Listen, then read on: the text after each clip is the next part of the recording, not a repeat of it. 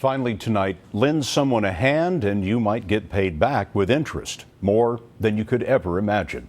Here's Steve Hartman on the road. As project manager for a large sign company on Long Island, New York, Phil Bono sizes up buildings for awnings. But it didn't take a tape measure for him to figure out what goes around definitely comes around. I just always like to help people or try to bring them to the next level. One of the people he has mentored over the years is Oscar Valle.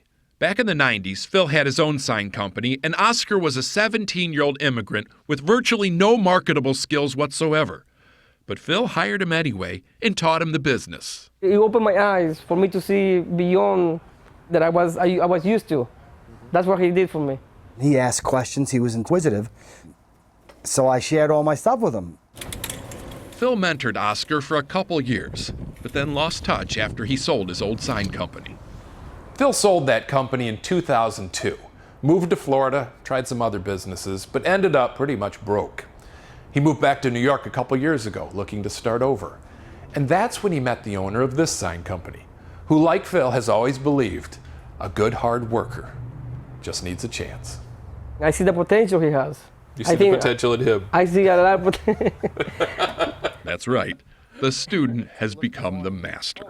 Today, Oscar Valle not only owns his own sign business, he's building it into a national brand. This is a $3.5 million company now? That is correct, yeah. How much of the success do you credit to Phil? Everything. Oscar says he can't thank Phil enough, while Phil claims the debt is all his. I like that sign too. Regardless, the net result is a friendship that will surely leave both men with more than enough to share. I'm thinking we're just getting started and we're going to soar. Steve Hartman, on the road in Uniondale, New York. And that's the CBS Evening News for tonight. For all of us at CBS News all around the world, I'm Scott Pelley. I'll see you Sunday on 60 Minutes.